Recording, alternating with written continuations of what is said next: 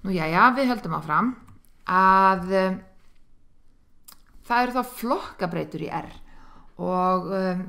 hérna ætla ég nú bara að sletta og tala faktora en við getum notað orðið þættir líka en í R heita þetta sem sagt faktors og við notum þessa faktora til að vinna með flokkabreytur en flokkabreytur eru breytur sem geta tekið fyrirfram skilgreind gildi einhverja flokka og þetta jú, við höfum séð að þegar við lásum inn gögnin okkar þá voru sumar breytunar okkar stafabreytur og stafabreytur þær kannski líta svolítið út þessar flokkabreytur þær við höfum einhver orð sem við notum sem gildi stafabreytunar en munurinn þarna flokkabreytu og stafabreytu sá að flokkabreytunar geta bara tekið fyrirfram skilgreind gildi sjáum dæmi þetta ef við myndum nota read.table og einhverjum af þessum eldri aðferðum sem að lesa inn gögnin þá eru sem sagt stafabreytunum breytt strax í flokkabreytu en þessar nýrri gera það ekki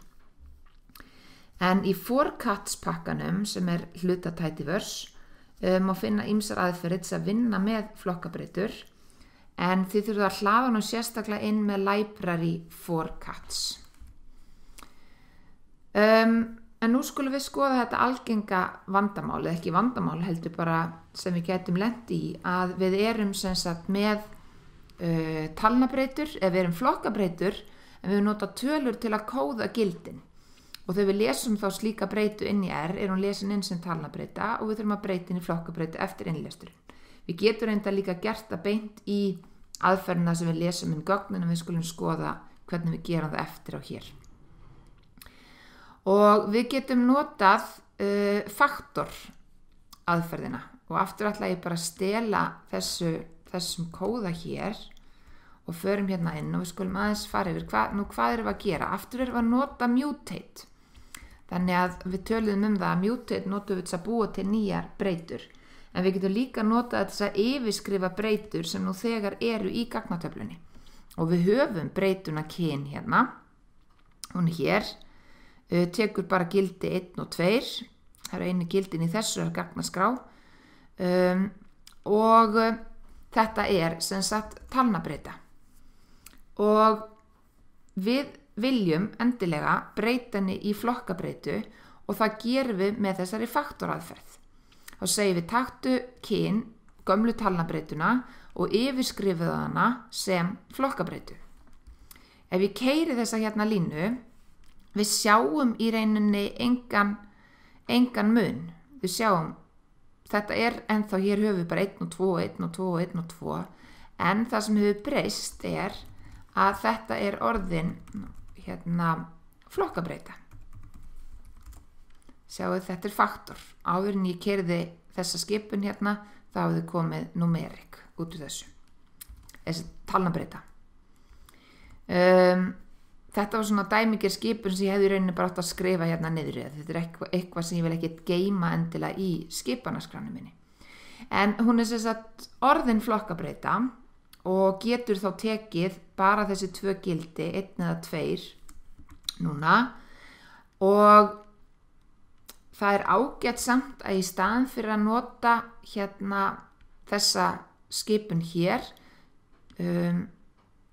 skulum stela þessu aðeins hérna og ég ætla að fara í gegnum hvað verið að gera hér og hér erum við í staðinn fyrir að nota faktor að þá ætlum við að nota parsfaktor til að breyta í flokkabreytu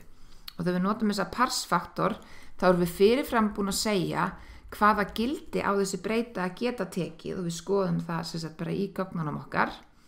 og þetta svona smá pössum við upp á að við erum ekki með einhver gildi þarna inni sem flokkabreytan á ekki að geta tekið en og aftur þessar pars aðferðir getum við svo nota líka beint inn þegar við lesum gögnin en við getum kannski skoða það seinna en þetta hérna sem sagt það sama þetta útkoman verður svo sama allt í góðu við skulum halda áfram nú levelskipunin já, hún segir okkur til við skulum skoða hana að ef ég mata einhverja flokkabreytu, levelskipuna með flokkabreytu, þá segir hún mér nöfnin á flokkunum og flokkarnir hér heita sem sagt bara 1 og 2. En það nú ekki sérstaklega lýsandi, þannig að við viljum nú sennilegast breyta nöfnunum og það getum við gert hérna með FCT_recode. Þannig að ég ætla aftur bara að stela þessari línu hérna, spara mér hérna nokkur slög á lyklaborðinu og lesum aftur. Við erum með mutate, við ætlum að vinna með púlstöfluna og við ætlum að í rauninni að yfirskrifa eða vinna með þessa kynjabreytu og við ætlum að endurskýra flokkana á þessari kynjabreytu. Nú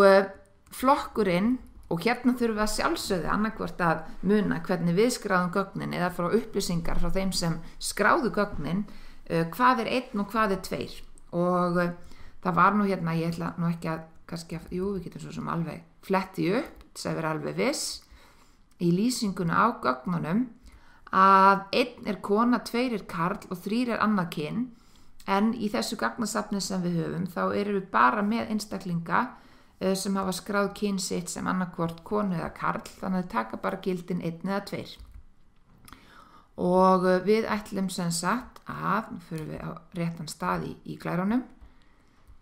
hvert vorum við komin, við vorum hér, að við ætlum að skýra þá, þannig að þetta heiti ekki lengur 1 og 2, heldur KVK og KK. Og það gerum við á eftirfarandi hátt, við notum FCT_recode aðferðina, nafnið á breytunni og sem sagt nýja heitið og gamla heitið. Þannig ef ég keyri þessa hérna núna og kíki núna púls, að þá er ég ekki lengur með 1 og 2 og 1 og 2 heldur komið KFK og KK hérna inn.